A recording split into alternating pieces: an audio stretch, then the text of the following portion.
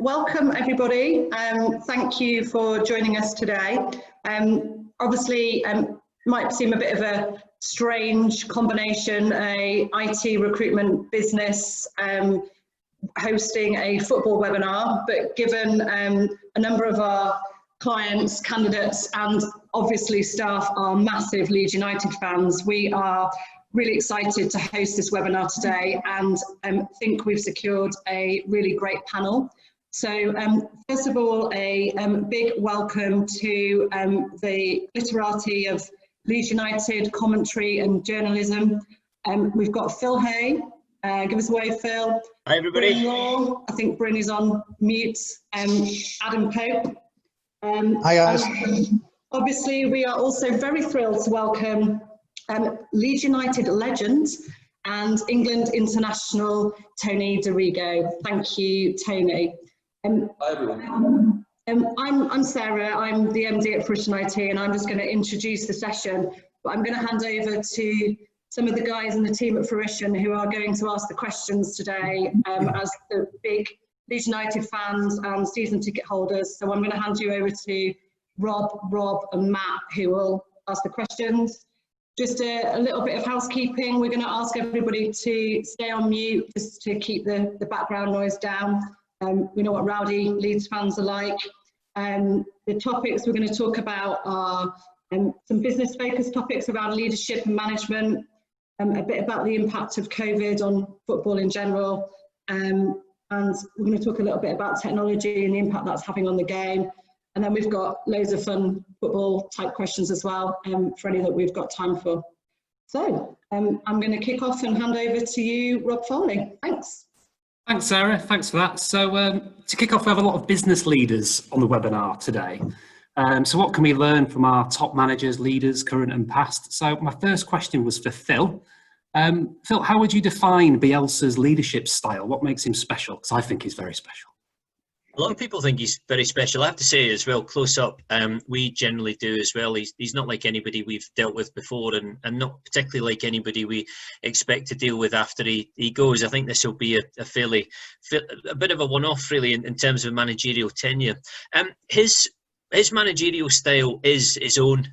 He has huge amounts of authority at Leeds, and without ruling with an iron fist in the way that your more austere managers do. He's probably the first manager in about 10 years who's been able to go into Ellen Road and command total respect of the boardroom and total respect of the dressing room. But he does it in a way which is quite aloof. He doesn't have close-up personal relationships with the players. They will go from time to time for quite a while without seeing him. Certainly during COVID, it hasn't been a case of Bielsa being all over the WhatsApp groups or on the phone to them constantly. They had a video from him a couple of weeks ago, just a bit of a pep talk. But generally, he's kept himself to himself. And this season, more than last as well, he has left more of the coaching down to his backroom team, who he trusts implicitly and is actually very good at delegating too. He is somebody, and if you were looking at it in a business sense, he's somebody who's very good at keeping an oversight of everything that's going on, but he is good at having staff around him who carry some of the weight. He is good at leaning on them. So I think only he can operate in the way that he does. I think if other managers try to operate in the way that he does, players would find it strange. They would find it difficult to relate to. But he's a 64-year-old with his own style, and it 100% seems to work. Do you think he pretends not to be able to speak English, Phil? I have a theory that he can speak English crystal clear, but chooses not to keep that aloofness. It's definitely not crystal clear, and the club did set up English lessons for him when he first came over. They said they would arrange that because it was his intention to improve his English. I don't think he felt happy about the fact that he was coming here and in public would find it quite difficult to converse in the language. But he never really got into them. I always thought it would be difficult to see how you would fit English lessons into particularly championship schedule for a manager. You know, it's hard in the Premier League, but in the Championship you've more games, you've more cup games. It is just wall to wall, and it's quite funny because the 9-game period that's coming up is actually not so different in some respects to how it gets through December and over Christmas, where it's really busy. But he can speak enough. He can speak enough to converse. He can speak enough to make the players understand him. He also has the benefit that within his coaching group, he's got Marcus Abad, the goalkeeping coach, Carlos Cobra and Diego Flores, who have decent enough English and again can help with the translation. He doesn't have Salim Lamrani anymore, who was the Frenchman who was with him last season, but there are enough people who can help to get the message across. There's Hernandez, who can speak both languages, Spanish and English. There's Casilla, who can speak both. Nobody has ever said that communication has been a problem, and to be honest, if communication was a problem, you would see it in the results in the league table, because they wouldn't be as good as they've been. Brilliant, thanks for that, Phil. So next question leading on from that is for Tony and Bryn. How does Howard Wilkinson's leadership style compare to Bielsa's, probably our last famous manager? Do they have similar leadership traits? You start that one, Tony. Okay. They do, in a way, in their attention to detail. I think that would be the link between them. I think the clarity of what they expect, certainly work behind the scenes to get everything, exactly right. Remember Howard Wilkinson, we train on a Thursday and a Friday, and we do set pieces, and we do them defensively and attacking, but we do them in the first third of the pitch. We do them in the middle third. We do them in the last third. We do them on the left-hand side. We do them on the right-hand side. These things went on and on and on, and the lads were bored stiff. We really were. However, when we go away to Old Trafford and Highbury and Anfield, we're 1-1 or we're 2-1 up and hanging on for the last few minutes. Automatically we knew exactly what we were doing, where we were going, and we were really strong defensively and attacking-wise from those set pieces. So there was no grey areas. Everything was nice and clear. And I look at Bielsa, and I think that's exactly what he provides. It's complete clarity. Those players go out on the pitch. They don't think, what should I be doing? They're already 2 moves ahead of exactly what they've been practiced to do. So I think in that respect, they're pretty similar.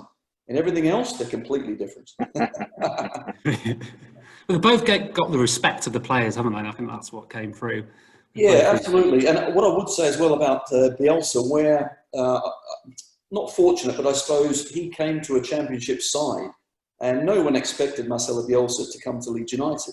And I remember his sides in Spain, obviously in the Chile national side, Lazio, Marseille, on it goes. But to come to Leeds, everyone's going, wow, my goodness. So automatically he's got that respect. However, it takes a long time to kind of earn that respect. You can lose it pretty quickly. But we got off to an absolute flyer. And after that, he's like the Pied Piper. Everyone's getting in behind him because we're going places. And I think we're still going places, and we haven't quite arrived there yet, but I really think we are going to. Hopefully we're close. Thanks for that, Tony.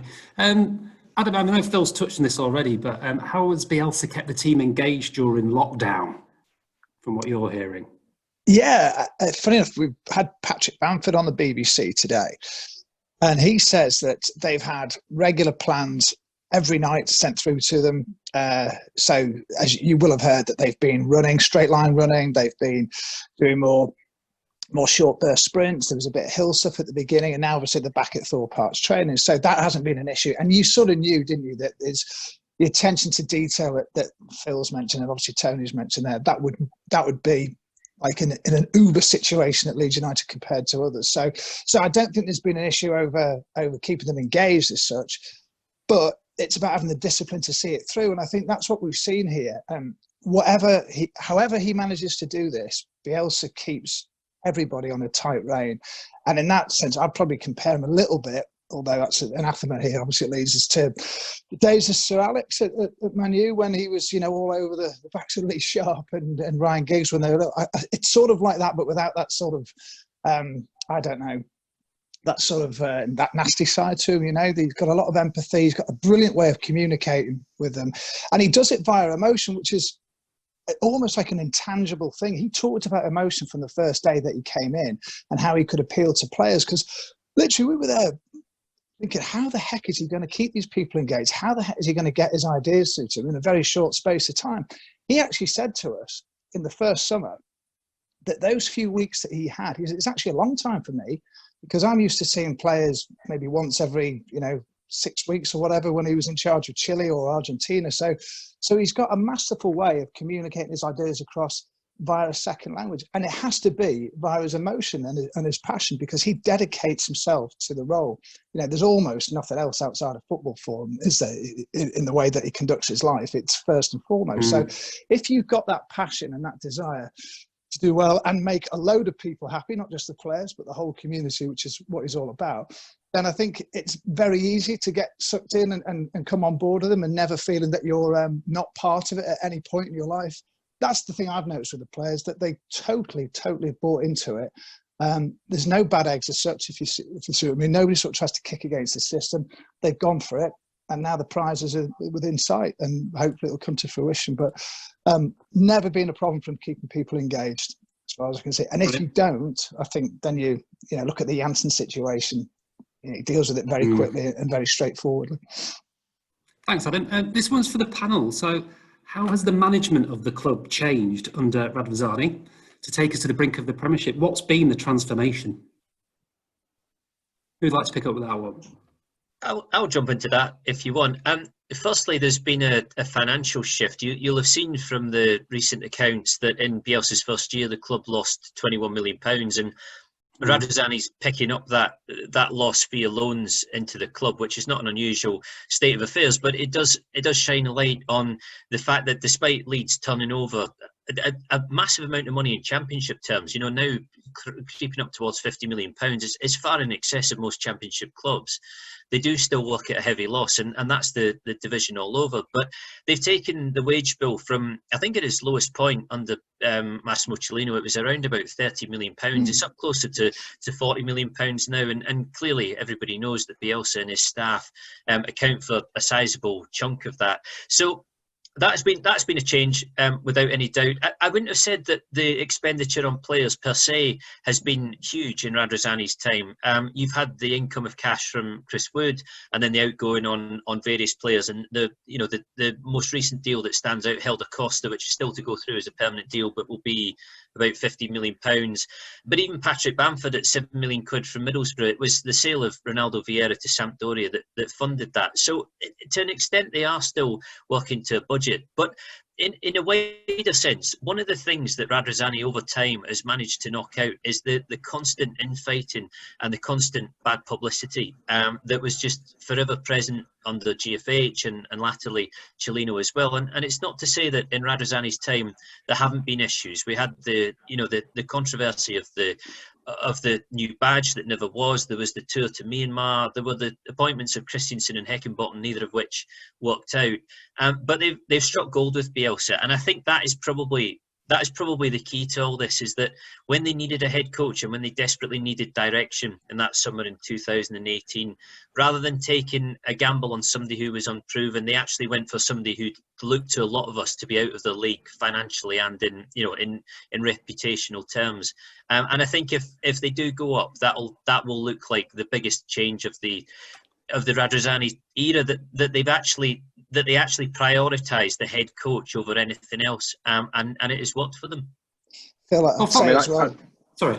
So, Robert, on that front, I think that the correlation between how the club looked at getting promotion, say 3 years ago, and now is very different. And I think the management has been able to change. I remember Angus Kinnear, the MD, saying to me that there wasn't necessarily a correlation so much in the Championship between how much he spent on wages and whether that ensured promotion. That view has changed massively, and that's why they're at the figures that Phil's just mentioned. So they have been prepared to change, and I think that's one big thing. They have sort of learnt from their mistakes as they've gone along the way, whether it be the badge gate or whatever. And I think that's been a big part of this. That they have, a certain amount of some people that have the humility and the ability to learn from some quite key sort of moments, really, whether it be, Myanmar or badges or whatever. They recognise that they're not always right, but crucially, when it comes to the crunch, they've fought pretty well at times. But certainly in Bielsa, they thought, right, no, we're going to have to do this, spend the money, we're going to up the wage bill, and hopefully this will guarantee us promotion. And as you know, they're really nearly there. So the ability to change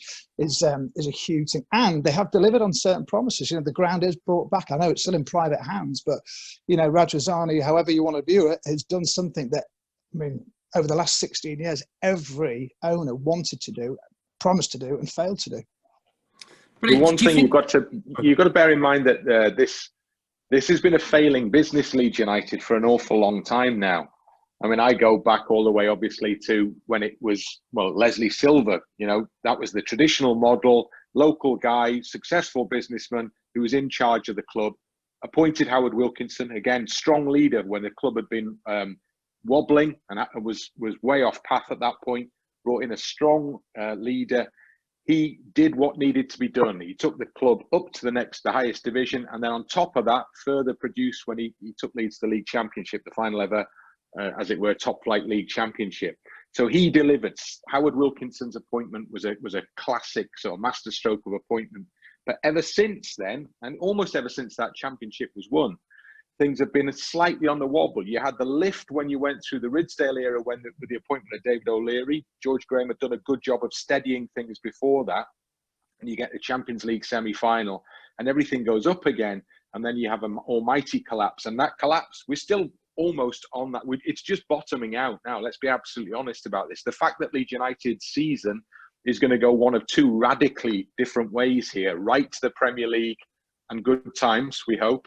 Left, who knows? The fact that Leeds are still in that position now gives you a sense of how much has gone awry in recent years under countless leadership models, regimes, if you like. They've all got it wrong. Even after Ridsdale came, people got it horribly wrong.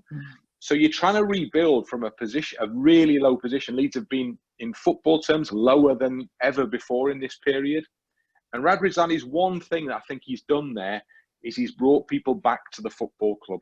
Because Leeds in the city, as those of you who are listening who know the area, Leeds had lost its position in the city as being a primary focus of people who live in this city in West Yorkshire.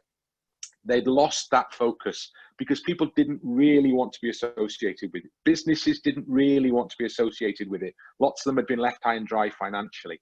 But those people have been drawn back in now. I see familiar faces in the corporate areas now who I haven't seen at Ellen Road for years and years and years. So that's been a key part of what's happened in terms of the business model. There's just a bit of belief back. And that belief was really enhanced by bringing in a guy who everybody said, well, this isn't going to work. He's too expensive. He's never worked at this level before. So it's hasn't turned yet, into a very masterful appointment. There's one key job still to do on that basis. But the one really important thing is that the football club has placed itself back at that position at the heart of the community. And there have been mistakes made, as the other guys have referred to, smallish mistakes, not the big mistakes, but generally the tone has been just right. The mood has been just right. And people have come back and they've really bought into it. And that's been maybe the biggest change that I've noticed over the last 18 months, 24 months, or whatever it would be. No, it's getting really exciting. Thanks for that. The last question on this section, more of a fun one for Tony, really. From your career, Tony, who's been your most inspirational leader and why? Inspirational leader. I've had all different types of managers. Yeah. And you go back to the old dinosaur type manager. Jim Smith would be in that kind of category when I was at Derby County. But alongside Jim Smith was Steve McLaren, and he was one of those new up-and-coming coaches, certainly. When he became a manager, I think he had a bit of a personality change, I have to say, but as a coach, he was the best that I certainly had been under. But manager-wise, it's like Bobby Robson is another one that I had the pleasure certainly to work under. But he would forget people's names. He would do all sorts of weird and wonderful things. I remember there was one training session and Stuart Pearce and Neil Webb were in the starting 11. And Bobby Robson comes out and says, right, Stuart Webb, would you go take the free kick? So they both go walking towards the free kick, not knowing and not wanting to ask which one it was. Bobby goes, Pearce, what the bloody hell are you doing? Piss off. So then you'd love him even more. So how does that work? So, you have that type of a manager. Then you have certainly the Italian style managers are very technical. They want to give the players 5 different options, and they're going to spell them out each and every time. So you have lots of different types, but then of course you have the one that wants to put their arm around you and it really get inside your head and make sure that you're on side. For me, you mix it all together, you get kind of a Wilco. He had a bit of, I must admit, not so much the arm around, I have to say. And the sense of humour, there was one. He honestly had one. Dug very, very deep inside him, but he did have a sense of humour as well. So, yeah, all sorts of managers I had.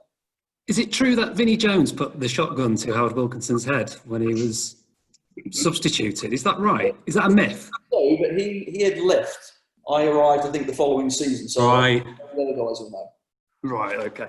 Right, well, thanks. That's been really great on that section. I'm just going to hand over to Matt Wood if he's managed to log on. That's going to be covering the COVID section. But thanks, guys. That was brilliant. Hi, can everyone hear me okay? Yep. Yeah, no problem. Perfect. Sorry, late to the party, had a few technology problems. So jumping on to the COVID-19 section, Bryn, first question for you. There's been some significant developments in football over the last few weeks. Can you talk us through the impact of COVID-19 on Leeds United and football in general? Well, on football in general, I suppose it applies to both, frankly. I mean, if you take my own situation, my last experience in football was the full-time whistle of the home game for Leeds United against Huddersfield. Leeds have won, played really well, won 2-0. There's a full house. The scoreboard shows the scores from the other games. There's a big roar goes up because the scores from the other matches show that Leeds are now back on top of the table. And not only that, they're now 7 points clear of the team in third place with 9 games to go. And at that point, pessimist though I might be, even I'm beginning to think this might just happen this season. And then that's it. And at that point, you freeze everything. It stops. And it's not resumed since. It still hasn't resumed now. We're anticipating it will. And the whole of football is exactly the same. It's just stopped. As an industry, I've never seen anything like it. I mean, this is like closing the coal pits down, but that kind of happened over a period of time where people did a job and then that job was taken away from them. The thing that they'd always done isn't there anymore. I mean, I've worked in football as a broadcaster all my life, 30 years that is now, that career, and there is nothing for me to do now. Currently, there's little bits and bobs, but it was very little. And Phil's the same, and Adam's the same.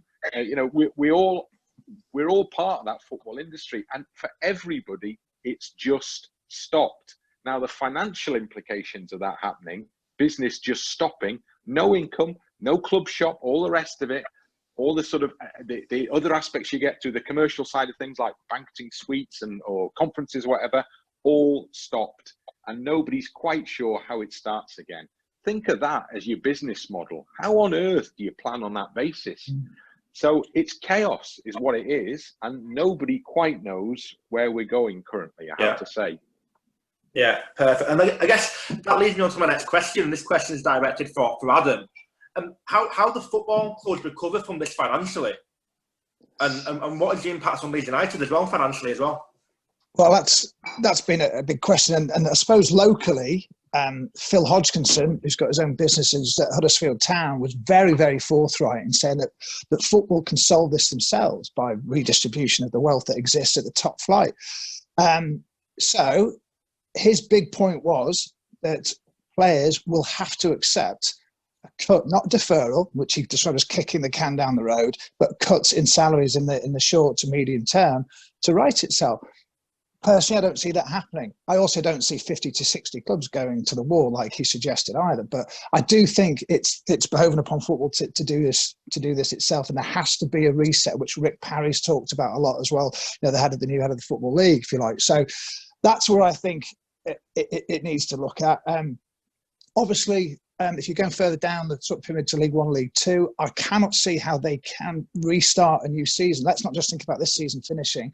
But how can they restart a new season without the income from crowds, which they do rely on a lot more than, say, the clubs at the top end because of the lack of broadcasting revenue, etc. So it is really difficult. I do think it needs a radical reset. I think it's a huge opportunity for the game to do that, and I do have quite a bit of sympathy with what Hodgkinson said the other day. And that football has to look at itself. So that's the way forward for me. In terms of Leeds, well, they're right on the cusp at the moment, as we've heard of FFP or PNS after the latest set of results. Now, to my mind, if they were to stay in the Championship and all things being equal, i.e. no coronavirus, then it would suggest a sale of a player like Calvin Phillips to help keep the books right so they weren't to incur a sanction.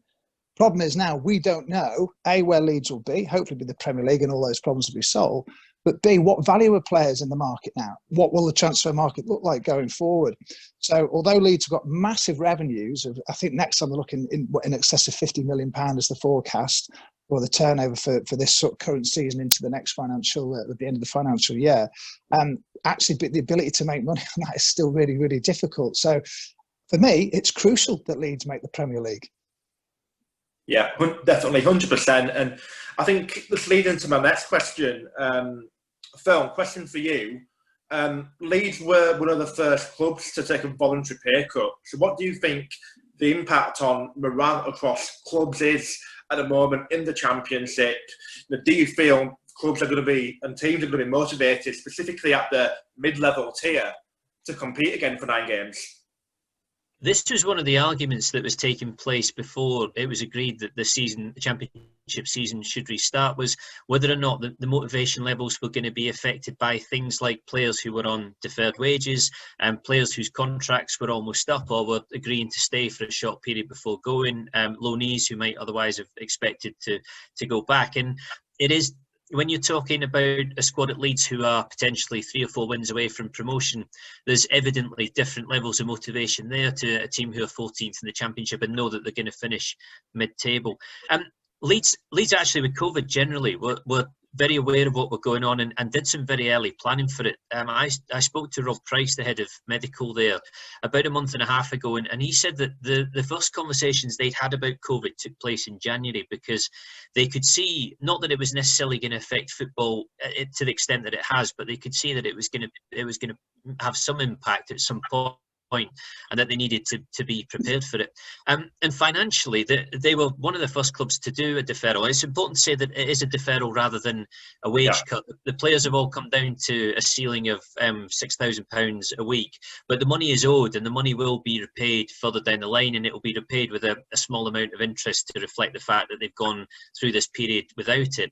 But what it did mean was that the club went from a situation where their income was dropping to not quite zero, but dropping substantially from what they'd expect from the final home games, and leaving them potentially short, to a position where they knew that they could essentially go through to September, October time and still be in a fairly stable financial position as they understand it. I mean, they are, as we've all said, a loss-making club, but they would be able to manage that, and they would be able to cope.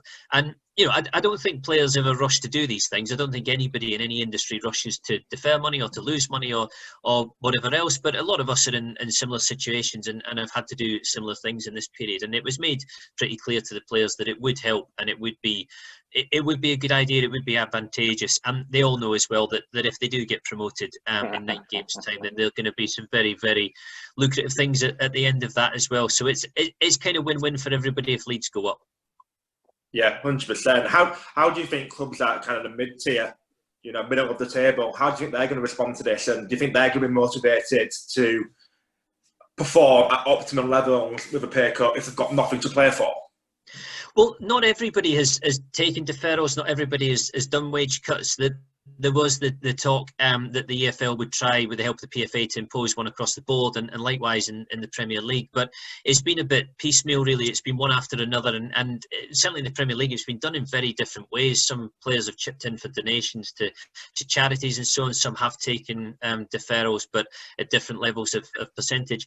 I think the deferrals could have an impact on your mid-table clubs, but I think I guess the pointlessness for them of the last 9 games might be as significant as anything else. That if there's nothing to compete for and you've had the best part of 3 months off, I think getting yourself going again is a big ask. It's probably very different at the top end of the table and the bottom end of the table. It really is. It's like wacky races with these 9 games. You've got to get into it quickly, and you've got to get points on the board. But if I was in 14th and I knew that at best I could finish 10th, I'm not sure the motivation would be oozing out of me. Yeah, 100%. No, I definitely agree. Okay, brilliant. Thank you, Phil. Tony, question for you. Touching on what Adam was talking about obviously the significant financial impacts on clubs in the EFL. Should big Premiership clubs be helping the game in general by supporting teams in the lower league throughout this crisis? Yeah, I think you look at the financial certainly offerings that the Premier League teams get. The amounts you're talking about is enormous. But we know what happens. They spend it on players and they pay them more money.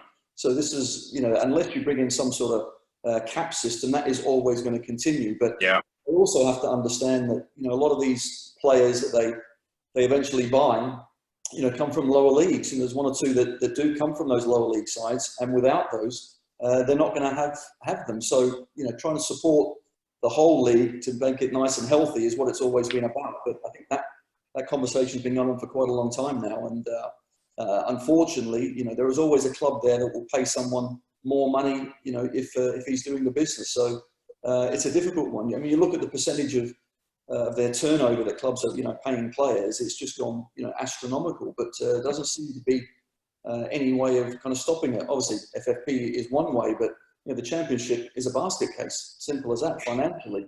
You know, I think FDs would look at the balance sheets and think, what the hell is going on here? But we want those little clubs still, you know, around. It's what makes it very, very special.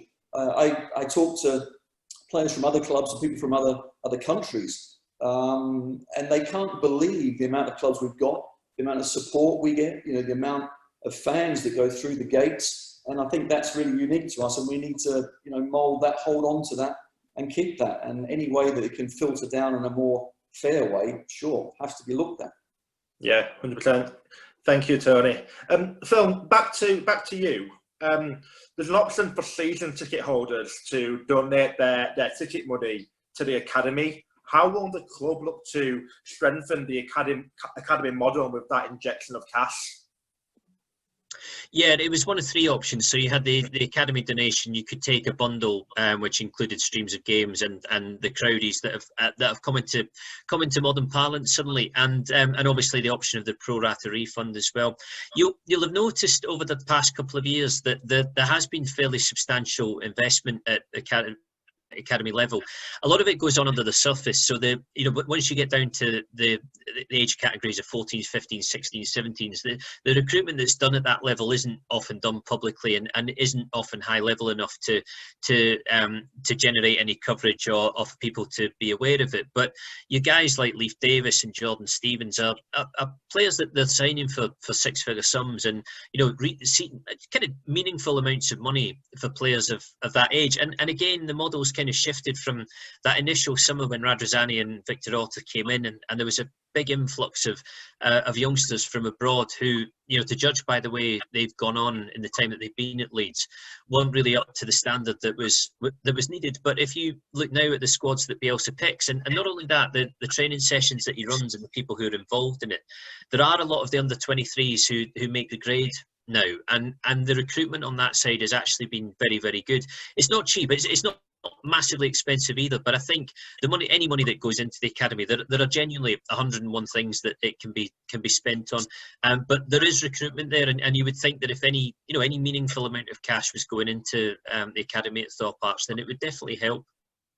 On that, can I just dive in on that one, because recruitment's about to become tricky no matter what happens anyway, because with the Brexit agreement, you've got that end of freedom of movement, which is going to put a real block potentially on getting young players out of Europe. The 16-year-old players are not allowed to come out and sign for clubs now in the UK because of the Brexit ruling, then the end of freedom of movement. So clubs, I mean, I read the other day that Barnsley are investing in a club in Belgium. So what they're looking to do is to use that as the staging point to get players into the club in Belgium, and then they'll transfer them at 18 or beyond that over to Yorkshire. So clubs are going to have to look in a different way at the way that they're recruiting young players, I suspect, and that will be particularly pertinent for Premier League and Championship clubs, because the competition is going to be trickier now, because those 16-year-olds aren't going to be able to come. You're not going to be able to get them at that age. They'll stay on the continent, one would imagine, unless somebody finds another route.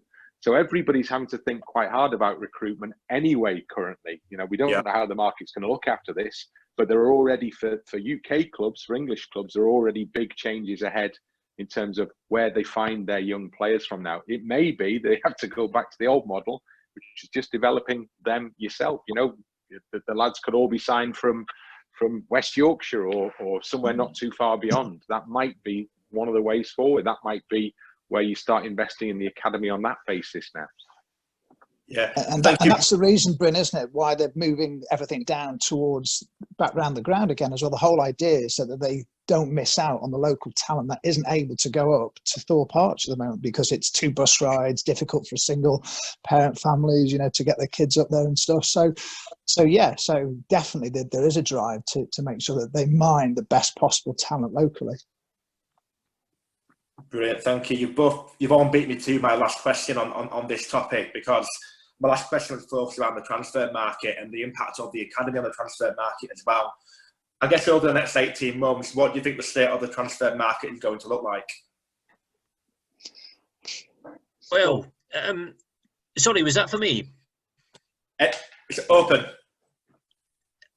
In some respects, it's going to change, but it's amazing how you go into this summer thinking everything will be different, and then you see Chelsea doing Timo Werner before they've even got out the other side of the Premier League season, and 50 million quid on him, and something tells me that at the very top end of football, while this might make a difference to them financially, it probably isn't going to change their practices and the way that they operate. But I think Popey touched on this earlier. Further down the leagues, it's hard to see how players are going to retain the value in the same way. It strikes me as more and more unlikely that players are going to go for it felt like wages in the transfer fees in the Championship were starting to climb to the point where they were clearing 20 million quid quite comfortably for your top players at this level. I'm just not sure that's sustainable. And I think as you get further down the leagues again to clubs who are either struggling to get back to play because games can't really be staged if they're behind closed doors, they're more susceptible and vulnerable to bids and offers again, and they're going to have to reconsider what they would take for a player based on what it would do for them financially in completely different circumstances now. So I think in a lot of the market it will deteriorate the valuation of players, but I still think at the top end, you guys like Werner and so on will be so sought after that clubs will still spend the money. Yeah, perfect. Brilliant. Well, moving on to how technology has had a massive impact on football. Adam, do you think VAR has had a positive impact on football?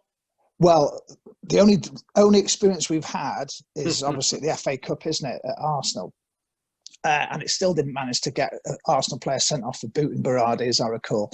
So I was all for it, but my family are Evertonians.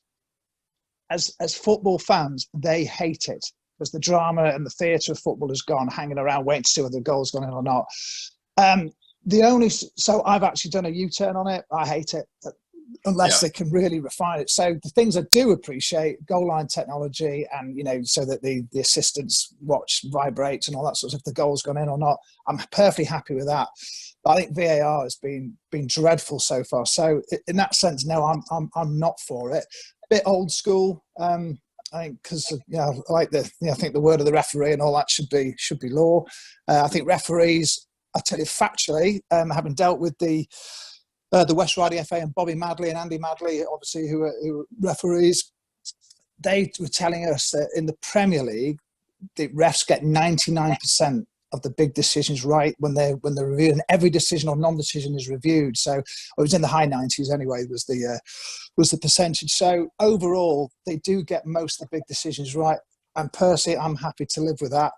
Technology in other areas, so the way that obviously players are developed and what have you, fantastic. And I think, Leeds United are probably one of the clubs at the forefront of that at the moment when you look at how they're conditioned and how they're ready for matches and the analysis that goes on.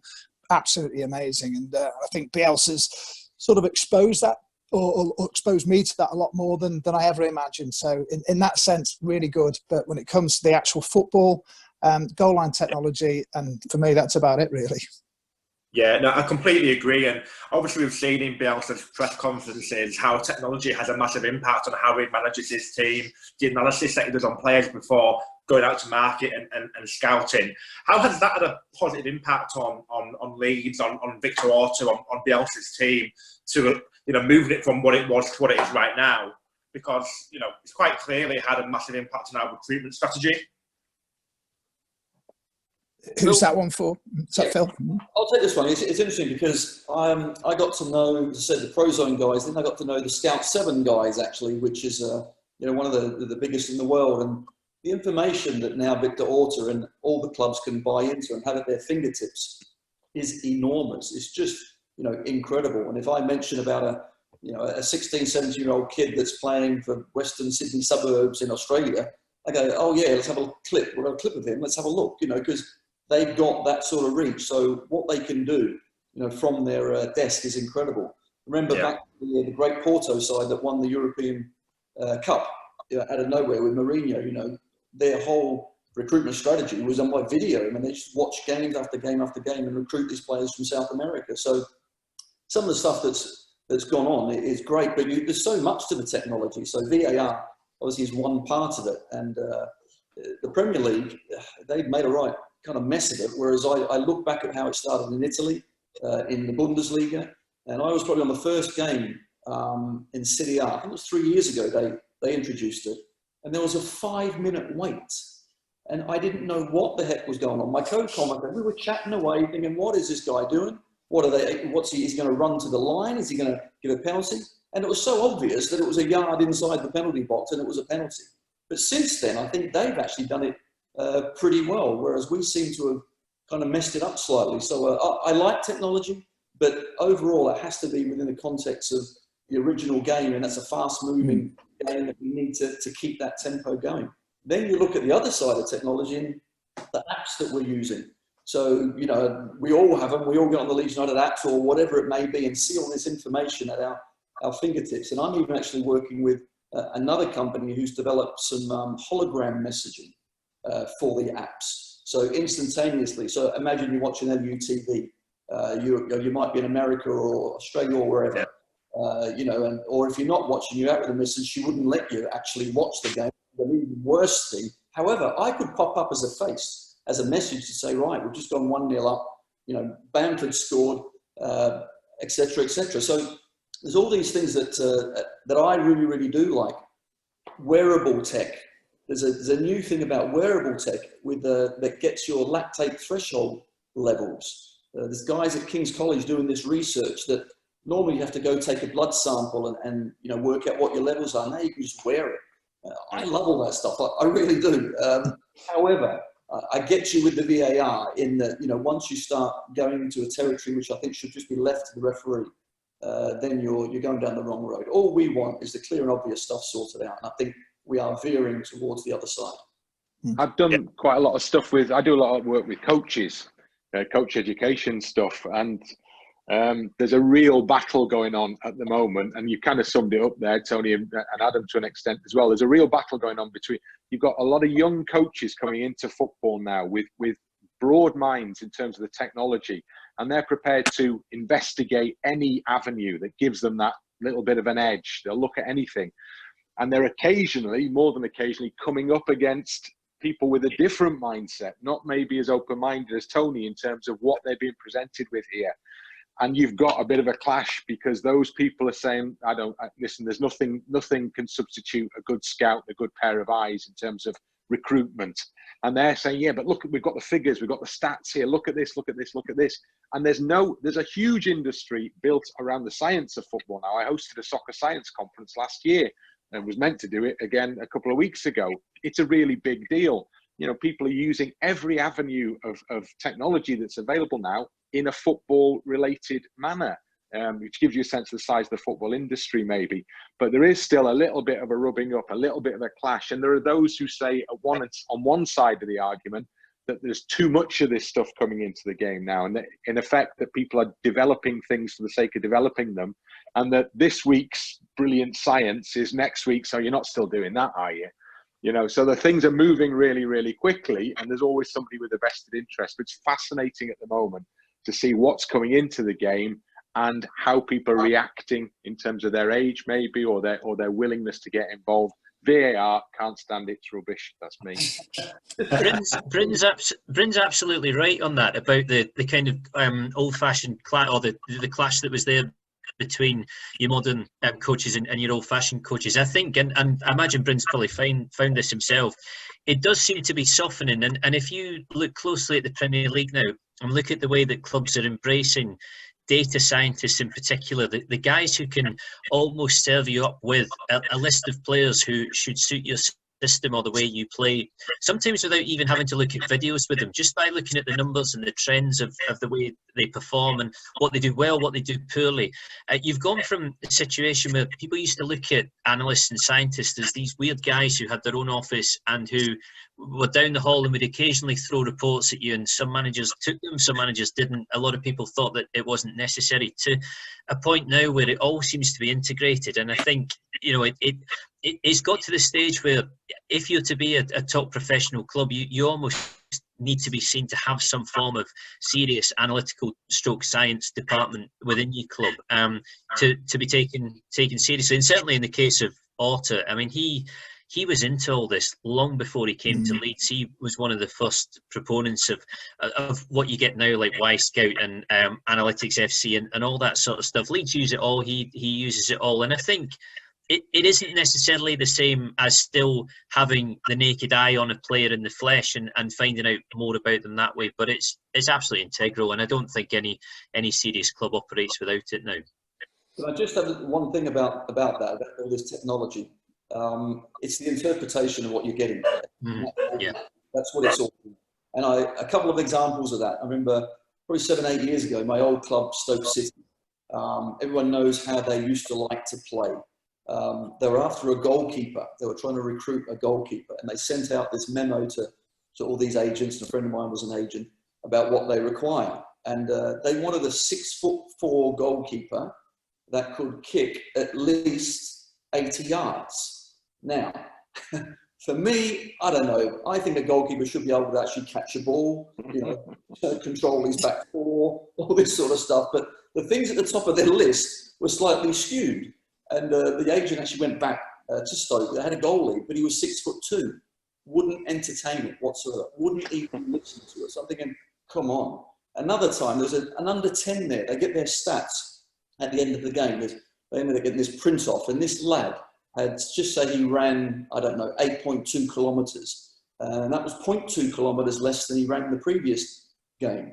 So he's gone to his mum and dad and said, no, 0.2 kilometres, you know, less this game. I'm sorry.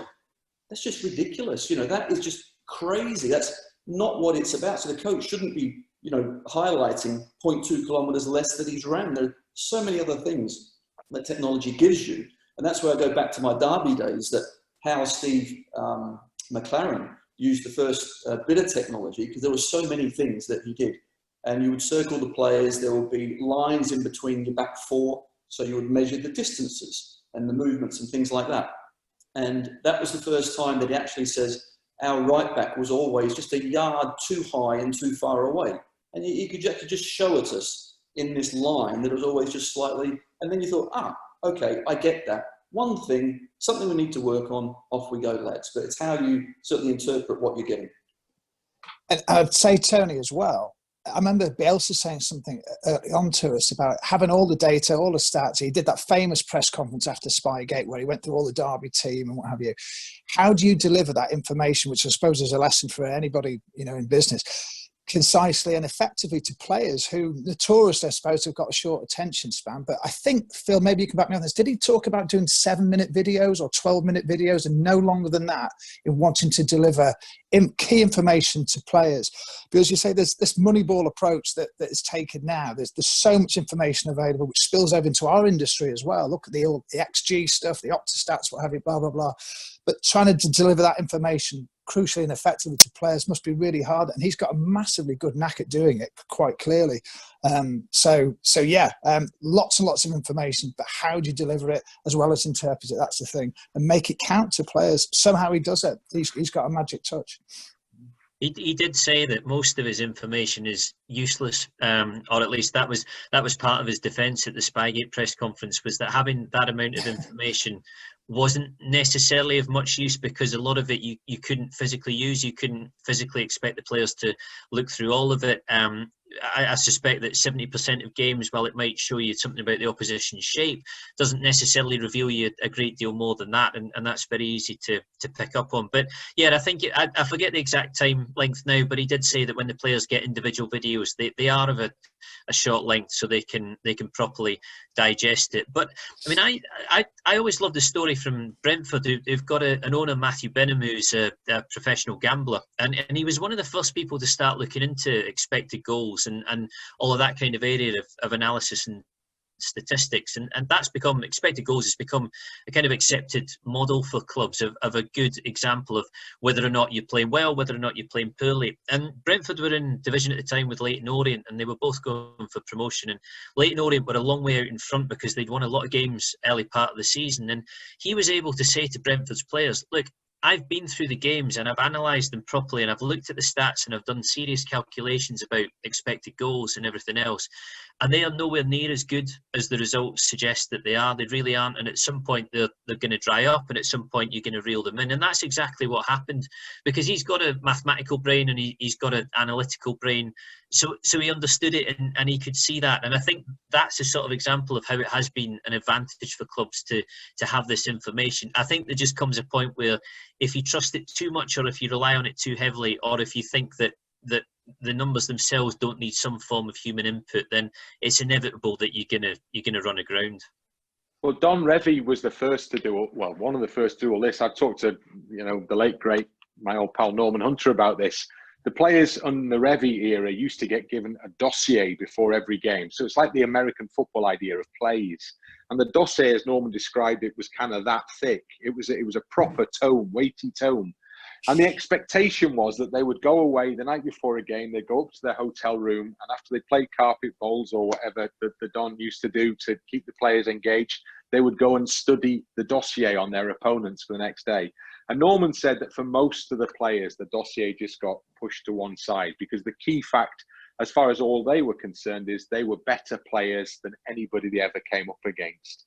The individual players, the collective, they were better than anybody they played against. So there was almost, he felt, on occasion, they were being given too much information. They didn't need to worry too much about what the other lot were going to do, because 9 times out of 10, Leeds United were better anyway. So to us, in a sense, to somebody like Norman, the dossier potentially even got in the way a little bit, because he said that Don Revie's message so often to them should have been, lads, just go out and play. You're better than these, you'll beat them. And he didn't do that very often, because presumably, like Bielsa, like all the other great managers, Don Revie needed to have that sense that he'd covered every aspect of the opposition here, that nothing was being left to chance. And that's exactly what Bielsa was describing in that Derby County Spygate press conference, is that whole thing of, I dare not leave anything to chance here. If something happens in this game that I knew about and I hadn't communicated that to my players, I'd feel I would have failed. But if you've got better players than the opposition, ultimately, maybe it just doesn't matter anyway. Do you want to see a Revie dossier? As chance had it, I was sent one a few weeks back, which there you go. I don't know if you'll be able to see it, but this is actually from his England time. And he sent Les Cocker to analyse a game between Yugoslavia and Holland, which was at the 76 Euro Championships. And the strange thing about it is that England never played Yugoslavia in the time that Revie was in charge, and they played Holland in a friendly the following year.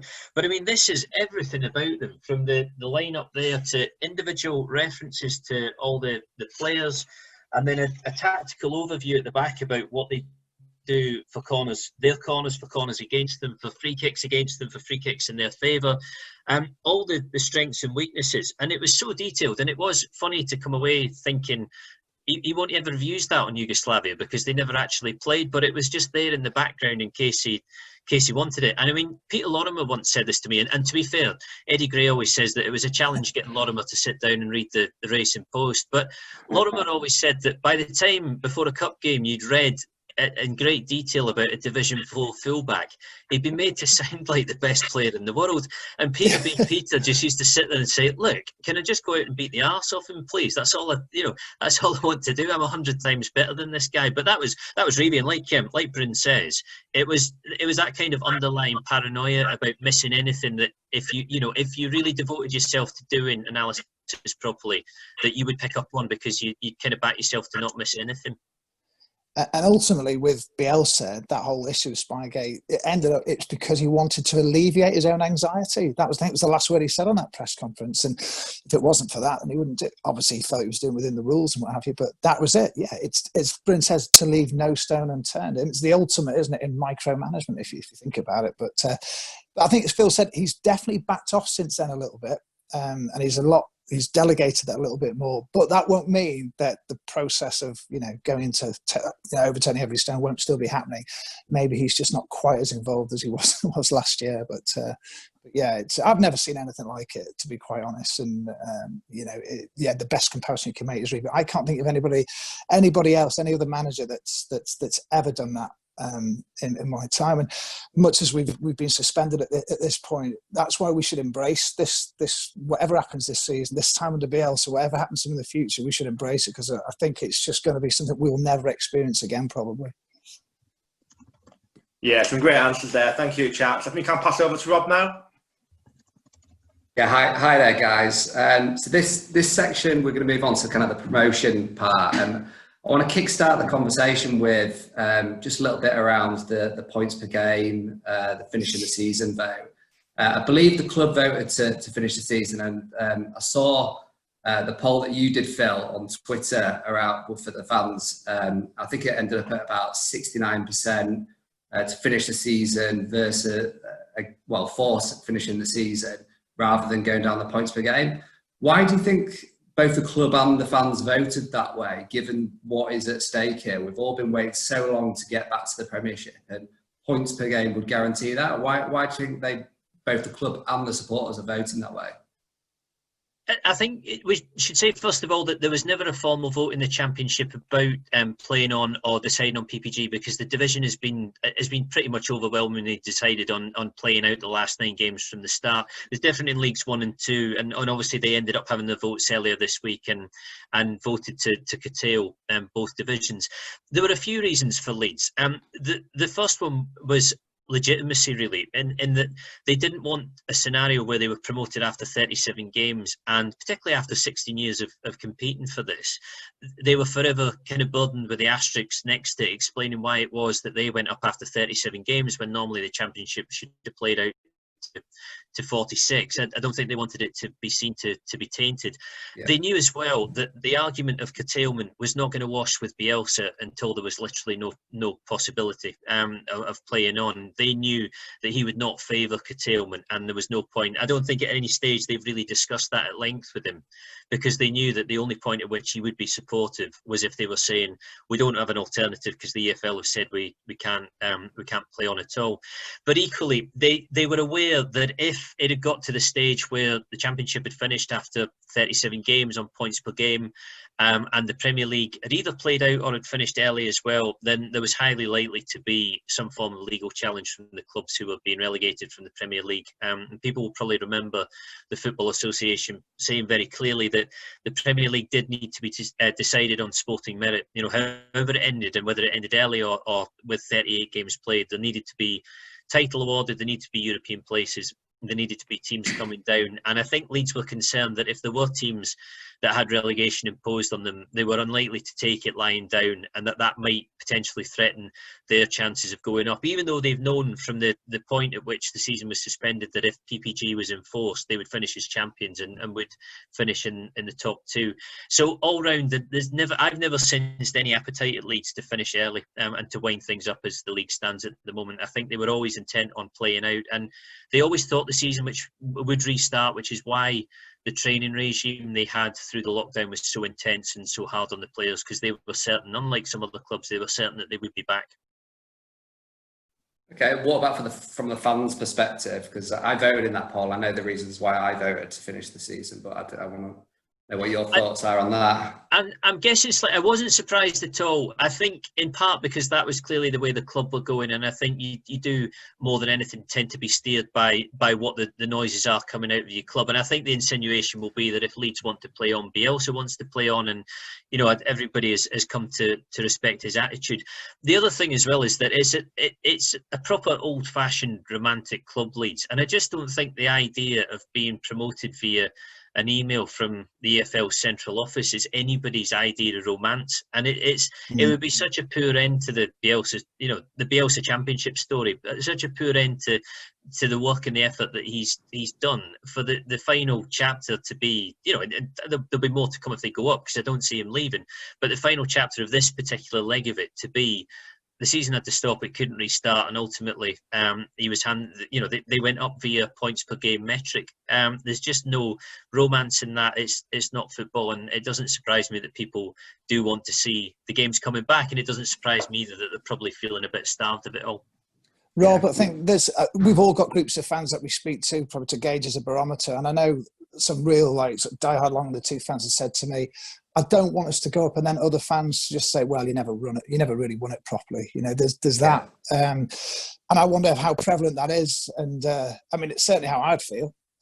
Definitely, if it was Everton, but so yeah, that seems to be the sort of gut instinct from a lot of fans that I'm getting, that I just don't want to be beat over the head with it if we win it after 37 games, not 46. Yeah, Tony might back me up on this one, but those who have a slightly more vested interest, and these days I would very much count myself amongst that number, and Tony to an extent might do as well, in that we actually earn some money from the football club, might be a little more inclined to go for the points per game option because there's a degree of certainty that comes with that is currently lacking.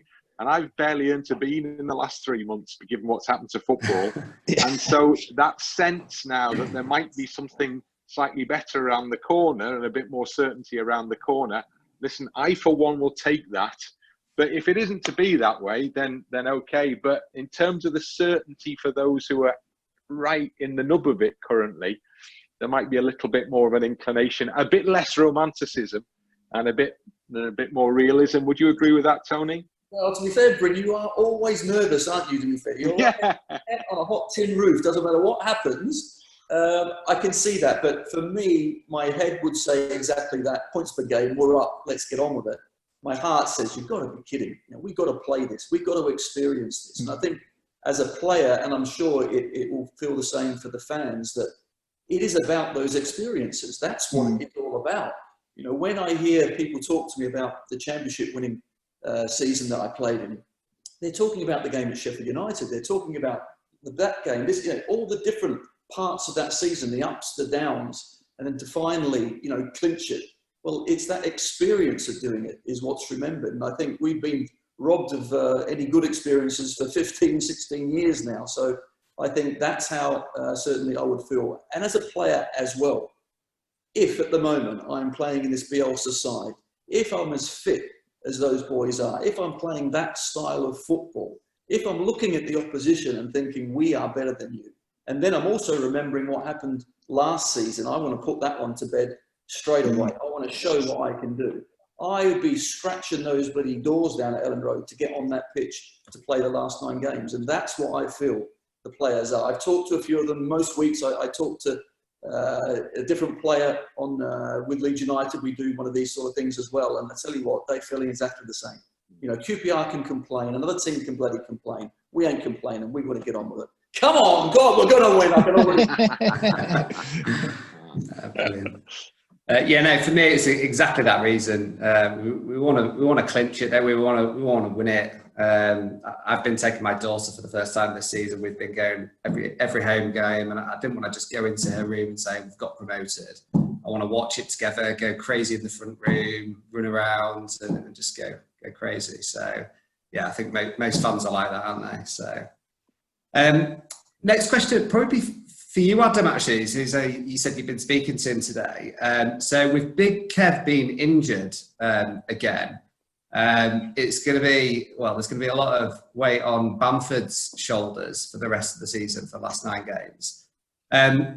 Does he seem confident? And also, do you think with it being played behind closed doors, there'll be less pressure from the crowd? Obviously, we know Ellen Road can be quite an intimidating and intense place on match days. And when the atmosphere builds and the pressure builds, Bamford may have felt that at times. Do you think playing behind closed doors will help him?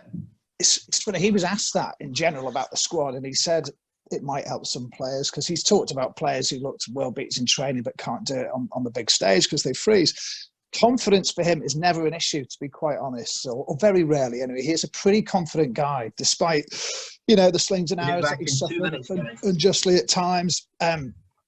But so for me, I don't think it's a mega issue. He knows his value. He has had his arm put around him. He is the number 9, which under Bielsa means so much more than just putting in the back of the net. However, it's undeniable that he has gone through, you know, a severe drought at times. But overall, I don't think it's a problem for him. It might help him, but to be honest, if this, I still think he's a player that could perform mainly in front of 38,000 as opposed to, you know, a few hundred. So I don't think that's going to particularly help him or hinder him, to be fair, because the chances we know will be created. So yeah, he'll be okay. Will other players, you know, benefit? I think one of the great things with under Bielsa, it was a bit like when Simon Grayson came in. They've learned how to play again at Ellen Road and not feel the weight of the shirt particularly. Yes, I know there was a lean spell over 10 games or so, but I'd say that's more down to keeper error than anything else. I think the style of play, they've never wavered from it. They've coped with it, so that's certainly okay. So the other thing you've got to build into it as well. Yes, JK, I don't think we'll see him play, to be honest. If it is a hamstring injury to the extent, bearing in mind his loan spell's up in a few weeks anyway, will we see him play at all for Leeds? Will he come back next year? I don't know. But Tyler Roberts is apparently pulling up trees, and Bielsa's a massive, massive fan of his. So could he, if Bamford doesn't fire, could he be the number 9? I mean, I see him as sort of a bit of like a 9.5 almost. You know, I quite like him in the role, just slightly off as well at times. But could he be the one? So I don't think Bamford's going to be alone there in terms of what there will be pressure on him. I would have thought in the pecking order, even if JK was fit or without a hamstring problem, I still think he'd be 3rd in the list. So at the moment, Sean said Bamford will cope with it. He's fine. He's a confident guy. I don't see that being an issue, to be quite honest. And Roberts seems to be coming back into some form he was doing, wasn't it, before the season stopped? So I think it'll be okay. Right. And you mentioned the loan deals. What's happening with the other loan players at the moment? Because obviously I think there's a few contracts up at the end of June, isn't there? Yeah, I mean, Costa, Phil's mentioned there. You're probably looking at overall deal, because they're committed to buy, aren't they? Which will be about £16 million all in. Harrison, there's an option there. I think it was about 8 or 9. I think they were looking at if that one was to go through. Melier, obviously, we're waiting on a few million, but obviously, you know, the Casilla situation will have to sort itself out at some point. Whether they do stick with him afterwards or whether he just quietly goes back to Spain, we'll have to wait and see. And then JKA, Leeds said there was an option to buy him. German reports suggested very heavily that the option was compulsory if they get promoted. And then you're looking at the sort of towards a sort of £20 million figure then, aren't you? So that's where we stand. And then obviously Ben White with the Brighton situation, there's been huge interest in him. Would he, even if Leeds go up with all the outlet that they've got to put in to get into the Premier League, bonuses, all that sort of stuff, you know, read all the stuff around the ground that they have to do, etc. Would there be enough money in the pot to go and pay, you know, what could be, I suppose, at one point you're looking at a £25-30 million player if you're looking at the sort of clubs that were maybe dipping the market to go and get him. Liverpool were mentioned, obviously Man City have been mentioned, etc. So is that going to happen? I don't know. But for the short term, those players are here, you know, even if their contracts are expiring because an extension's been negotiated. Great. Okay, thanks. And I suppose we're all confident, I think, that we're going to get promoted and get into the Premiership next season. Where do you think Bielsa will need to strengthen next year to be competitive? I can't believe you're having this conversation. What are you doing? I'm not allowed to say things like that. I'm banned. Yeah. What are you doing? Just don't answer it. Let's move on. Right. There's a phrase that's so Leeds, that, isn't it? That very much does the rounds, and over the years that I've been covering the club, it's been thrown around quite a lot. I can't believe you're having the conversation. I mean, it's great that you are. But should we all come back and do this in about 2 months' time? I don't know. Tony told you I'm a pessimist. We'll be up for that. Well, how far do you think this current team, could go in the Premier League? That might be a a better Well, question. if they do go up, it's going to have to go fairly far, because you and I both know that Bielsa won't gut this team at all, and he won't rip it to shreds. I actually don't think there are many, if any, players in his squad who he'll want to get rid of over the summer if they are promoted. I think there still seems to me to be an issue at left back, even though Stuart Dallas has been excellent the month before the season ended, and actually I think is probably well worth a decent run there in this system. You still feel like a specialist player in that area is missing. They're going to need a centre back if Ben White goes, as we expect he will, and they definitely need goals. I mean, he will take Patrick Bamford with him. I think Bamford would play a lot next season, but they have to take advantage of their XG much more than they have under him. And you would assume that their XG will fall with it being a more difficult division and better defences and teams in it. So those to me look like the two areas. But as we always say on our podcast, every summer you sit saying, could do with another centre-back, could do with another centre-mid, it'd be nice if they had another striker. And it's an absolute waste of time, because Bielsa has this idea in his head about how big he wants his squad to be. It's kind of 2 players maximum for each position. So if at centre-back he's got Cooper, White and Berardi, plus somebody like Ayling who can move across from the right-hand side, he simply isn't going to sign anybody. And likewise in midfield, if he's got Cleek and he's got Forshaw and enough others, he just isn't somebody who stockpiles. So I don't see them doing a huge amount if they do go up. I don't think there'll be vast expenditure, and actually a fair amount of the budget will have to go on the players that they're obligated to sign. Tony, you and I had a conversation. Sorry. Well, Tony and I did a chat before the season started for LUTV. And we talked very optimistically about what was going to happen through the course of the season. But at the end of that chat, when we had a little off-camera chat, we both sort of laughed about the fact that Leeds didn't have enough central defenders. There wasn't really a striker in the squad. They hadn't got a left-back, as we were talking about then. And actually, it was all sounding a little bit downbeat, if you remember that conversation, Tony. But so the ultimate, I guess, is to come back to pretty much what Phil said there, is the ultimate is to stick by the mantra of in Bielsa we trust, because it didn't look like a squad, did it, Tony, at that point? No, you're absolutely right. We look short in a number of areas, but I think you always need to improve. I think there are areas we certainly can improve. I agree. I think the left back spot is one, centre half's another. I think goalkeeper, striker, and a wide man. That's all. That's all we need. But I think, for me, one of the big revelations has been a player that was certainly fantastic in the last 5 or 6 games of last season, when other players I thought would step up to the plate, that mentally I thought they suffered. This player, Stuart Dallas, didn't, and he's come in this season and he has filled in so many gaps and done a fantastic job. So I didn't quite see Stuart going to that level. Maybe I should have done from those last 5 or 6, but he has been magnificent, filling in certain places. But it's the Premier League. We're talking not 1 step up. I think it's 2 or 3. And just look at Norwich for me last season, who were fantastic the way they played. Have a look what's happened to them to a point this season. So do I think we'll do what Norwich do? No, not at all. But we do need to improve in 2 or 3 areas for sure.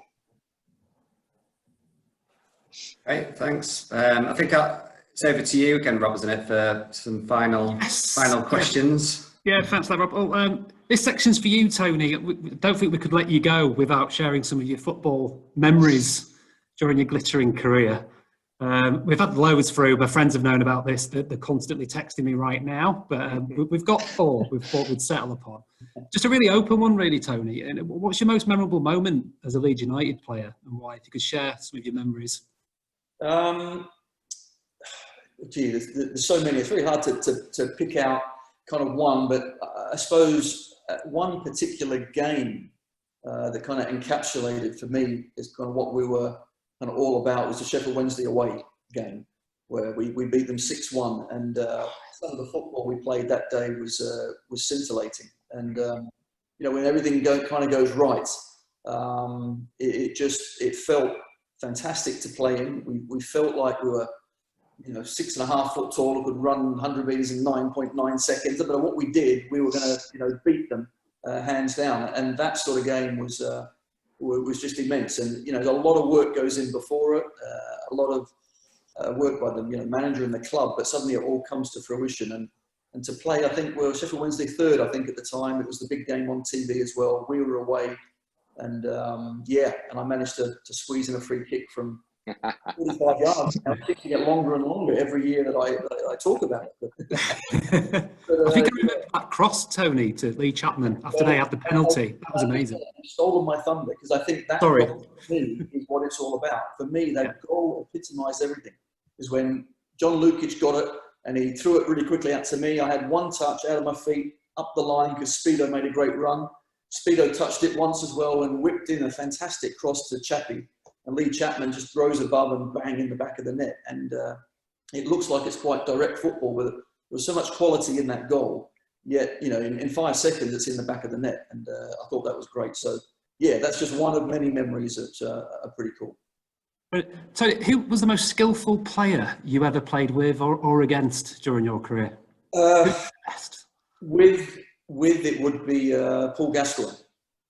Yeah, I was in the England under-21s with him. I was the captain. Good luck with that, by the way. Trying to sort him out. But then we both went up to the full squad as well. And I think when you have great players around you, the even greater ones stand out by how much time and space they seem to have on the ball, even when the best players are there. So suddenly we've stepped up to the England squad and we're training. And these are the best guys, in the country, the Brian Robsons, the Gary Linekers, the David Platts, all these players. And yet there's Gazza taking the mick out of them, knocking it through their legs and finding time and space and doing things left foot, right foot, bending it top corner, having a go at Schultz, you lazy old bugger. Get up, pick that one out. This kid, you think, wow. And I've not seen that sort of player before, like that. Of course, I played with lots of fantastically gifted individuals. Gary McAllister at Leeds, Strack, obviously. But you look at Gazza for raw talent. That guy was something else. It seems to be universal with Gazza. Everybody that seems to have played with him or around him seems to have the same opinion. It's unbelievable. Well, yeah, but also because he's actually not that big. That's the other crazy thing. He's strong as an ox, and he used to run. I know it sounds straight. The best way to run 100 meters is to relax and move your arms like this. Gazza ran like that. He would go bang. He's only 5'9", 5'10", yet he somehow slalomed his way through. Still has the ball at his feet, and then still can pick out the right pass, the right shot at goal or whatever. But he's lovable. Gazza's lovable. I actually roomed with him once, would you believe, at the Queen's Hotel. We donated a bus to the Sunshine group, and we were there. We had a dinner, and then he got back to the room with me, and he just wouldn't shut up. He doesn't. He wouldn't go to bed. He wanted advice on his girlfriend, his mum, his dad, his uncle, his nana. I'm thinking, Gazza, shut the bloody hell up. I want to sleep. So he's under the duvet with the phone. Now he's ringing people just to talk to them. That was the problem. I say this jokingly, but he was the most comfortable, and he was true to himself when he was on a football pitch. Unfortunately, it was every minute off the pitch was where he had to fill it somehow, and he did some crazy, crazy things. But after that, I asked the England FA people to never, ever, ever put me with Gazza ever again. What was his worst practical joke on you then, Tony, or at that time? Well, he did one. Yeah, I'm just trying to think of a clean one. There's so many things that he used to do. He was always the centre of the fun and jokes. And I remember the 1990 World Cup. We got sponsored by Wilson. We all got given golf clubs and golf bags and names on everything else. And they were going to shoot a promotion day. At the hotel we stayed at, there was a golf course. So all the lads were going to play in 4 balls, and they were going to video us all the way around. And they drew the teams out, and of course I had Gazza in my 4 ball. And so we got onto the tee, and we're trying to find, like, where is he? Because we need his ball to throw it up, and then 2v2, let's see what happens, He's already down the fairway. He'd hit his ball already. He's now in the middle of the other group down there. Then he hit his second shot onto the green. The other group is already on the green, so they're cowering. Anyway, my supposed golf teammate had finished 18 holes, 6 holes ahead of me. It was so just, and everyone thought it was funny, but it was dangerous. It was dangerous. But yeah, Gazza was something else. Always entertaining to be around.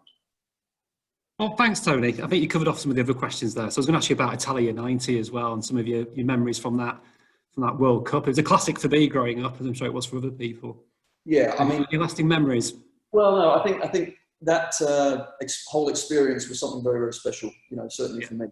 I didn't play as much as I would have liked to, but I was sub in the semi-finals, and that was some evening. It really was. And actually, another Gazza story. Surprise, surprise. He's playing a semi-final of the World Cup at the Della Alpi Stadium in Turin, and they say I'm sub, so we all go to warm up. And I don't know if you remember, but over the centre circle was a camera, a TV camera. And so it was, a good 250 yards up in the air. So the Germans are over that side. We run out, we're on this side, and we're, obviously you're stiff. You haven't even warmed up yet. You're just about to go out on the pitch. So Gazza goes out on the pitch. He gets a ball and just boots it as hard as he can to try and hit this. Why? So he gets another one and boots it up. I'm thinking, oh my God, this is the World Cup semi, mate. Do you know what's going on? But he didn't, and that was the beauty of him. He didn't. Obviously, when he got that second year, he certainly worked it out. But yeah, I mean, the whole experience was fantastic. I played in the third and fourth place playoff against Italy, and I managed to cross it, and David Platt scored. Fortunately, we lost 2-1 to Italy, but my father afterwards was there in Bari watching the game, and my father, being Italian, he said, "Son, that was perfect. You played really well, and Italy won." So, but yeah, that was really special. And then we only really realised, I think, the complete feeling of the country until we got back. I think nowadays in social media, it would have come through to us a lot more, but we were kind of locked away to a point. Obviously, it was crazy. We went to the games, but when we got back to Luton and there was 250,000 people, we couldn't get our open top bus down a mile and a half down the road. It took an hour. And everyone was just going absolutely crazy. And people that never talked football suddenly were talking football to me. You're thinking, wow, the whole country really got behind us. So an experience I'll never, ever forget. No, it's brilliant. Well, thanks for that, Tony. That's been great. Really, really great. So just to kind of wrap up a little bit, guys, I think we're getting close to the end now. So it's just some questions for the panel. How many games to seal promotion do we need to win, do you think? And then we can just tick them off as a tally as we go. Oh man, I'm with Bryn on this, because I can see every scenario here. Leeds romping it, winning it, and then the Premier League going, "No, you're not coming in," whatever. Honestly, I don't know what the other guys are like, like Bryn and Phil particularly, but I don't know. There seems to be a feeling about Swansea away could be the one, but I don't know. Honestly, come on. It wouldn't amaze me if the season restarts, we have a second spike, we stop again and we go to PPG. Leeds have fallen to fourth by this point. And then, so honestly, I'm like being really pragmatic about it. And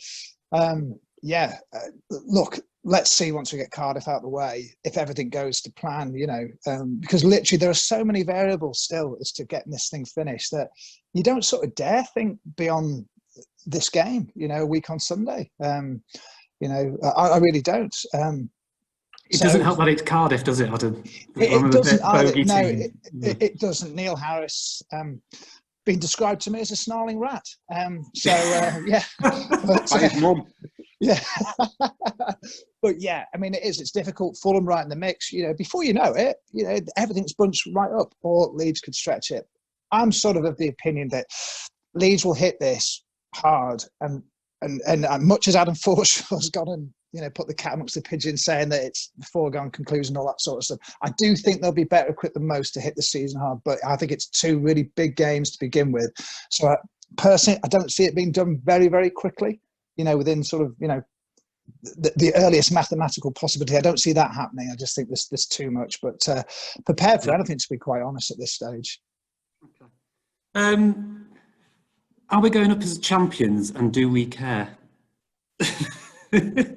Bryn Law's just stop talking about it. Bryn is going to be pleading the Fifth Amendment on this one. He is not going to speak. Bryn is going to be silent as anything. Aren't you, Bryn? Come on, what do you think? Champions or not, Bryn? What is wrong with you people? What is wrong with you people? This is ridiculous. I used to have these conversations. Like when you do those vox pops outside football stadium, I did millions of them when I used to work at Sky in particular. And you go to fans and you always get some stuff from what, so, you know, you say, what do you think the score's going to be? And they always go, oh, we're going to win 4-0. And I go, why would you say that? Why would you say that on television? Why would you say we're going to win 4-0? Because if anyone asked me the same question, I'd go, well, I don't know, draw at best, I'd suspect here. Because maybe that's my nature. But I can't do this rampant optimism thing. Just let's chip away one at a time. Who knows? 1 or 2 doesn't really matter. Just get the job. Let's just get to the end of this season. That's it. No more than that. No predictions. I agree with that.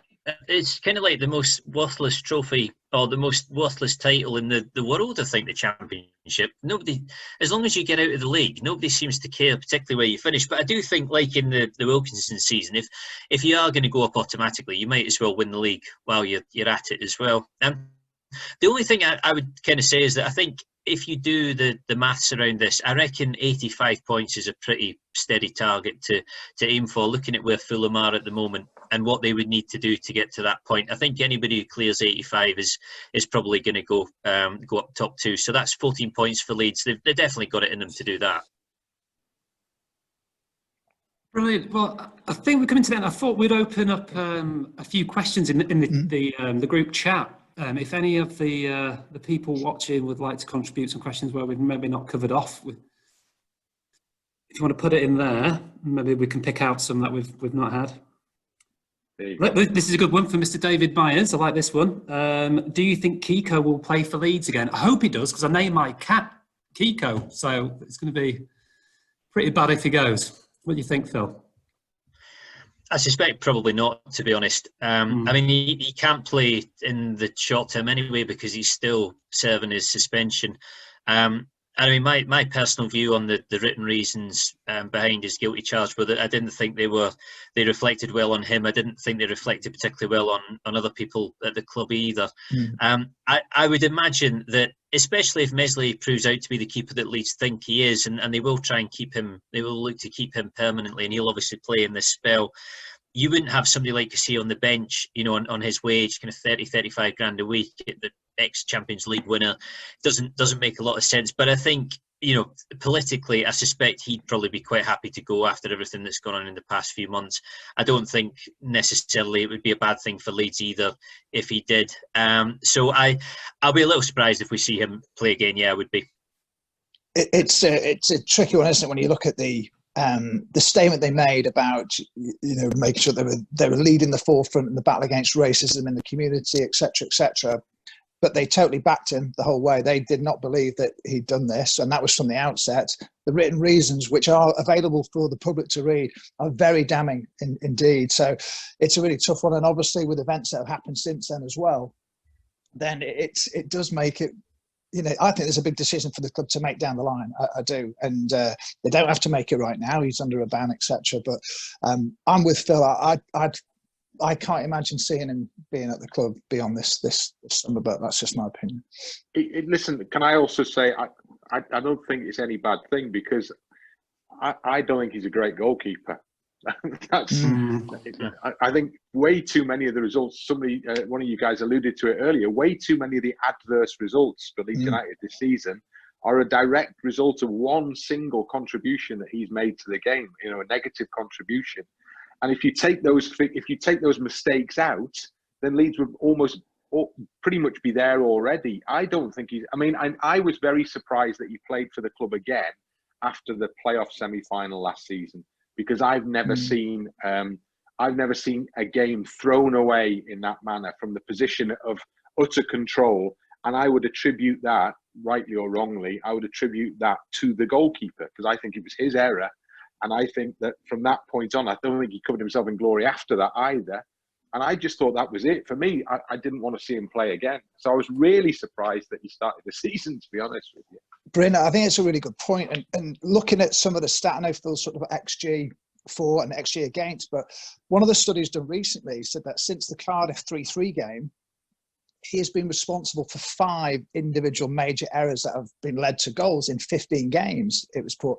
And I agree with you. If it wasn't for those, or some of those, Leeds would be home and dry. I am amazed that he actually played maybe a few more of the games than he has done this season. I didn't expect him not to be there this season, to be honest, or not to start. I wasn't, because I felt that I did blame him for that goal against Derby. I have to say I'm with you on that, but I didn't think they would not start him. But yeah, he has been responsible for some huge errors, and as we saw at Brentford in the 1-1, you know, they did really well to come back from that, to be fair. But yeah, I'm amazed. On football terms, I think there's better keepers, yeah, and maybe Meslier will be one of them as well, because I've liked what I've seen so far. Maybe then the last question then, one from Paul. Any news on investment into the club? That was quite a good one. Phil, you're normally the man who knows this thing. Not at this stage. But I always think watch your back with this one. I mean, the QSI rumours have been rumbling around for months and months now, and it's one of those where when you speak to people on both sides, the Leeds end and the PSG Qatar end, they all play it down. They all say it's nowhere near as far forward as you read. That it is possible because Al Khalifi and Radrizzani are obviously very close and are friends and have a lot of dealings together. I think that is one that if it happened overnight, if you woke up tomorrow and found that QSI had bought in, you wouldn't be at all surprised. But the message we keep getting is that it isn't as close as you might think. And there is also the issue in the background of the 49ers stake, which is still there. And again, if you speak to people at Leeds, they kind of feel, you know, I'm not talking about Radrizzani here, I'm talking about other people, they kind of feel that a buyout by the 49ers at some stage is every bit as possible or as likely as a buyout by QSI. And I still don't see the motivation for Radrizzani relinquishing a big stake right at the point at which he's got Leeds into the Premier League. This is the point where it's costing him, you know, £20 million a year in loans to offset the debts that are in the accounts. I would have thought that if he went up from, you know, point of view of finance, from the point of view of ego and other things as well, that he'd want to still be the main man and he would want to stick about. But he has said himself with QSI that if it's going to happen, it'll happen when Leeds go into the Premier League. And we might not be too far away from that. So I guess you keep your eyes on that constantly. But yeah, that just seems to be one that never busts into fire, but always has smoke around it. And if they were to stay in the Championship, then obviously, you know, he's always said, I can't keep funding a loss-making club. We know it is a loss-making club. So that would require investment or a sale, wouldn't it, for him, in his own words, for him to be able to continue. Otherwise, I think he said one time that he could fund it to a mid-table Championship sort of club. And obviously they've exceeded that because of this brilliant manager they've got at the moment. So it would need some form of major investment just to keep it going in the second tier. So, but yeah, I think ego and the fact that, yeah, you know, he'll delivered if they go up. Doesn't matter whether you agree with all the methods or whatever. It doesn't matter. If he gets him up, he'll want to have his slice of it. Why not? Wouldn't you? Right, guys. Well, I think that brings us towards the end. Honestly, if we could do this all week, it's just been absolutely fabulous. Just a big thank you from me. It's been a real honour. It's been fantastic. Sarah, I'll leave you to wrap up. Yeah, just I know we've had loads of questions that we haven't got round to asking. So maybe we could get Tony, Adam, Bryn, and Phil back again once we've been promoted, and finish the conversation and all celebrate together. In the meantime, just a big thank you to our panel for their time today. Really appreciate it, and I know it's been a really good session. So thank you.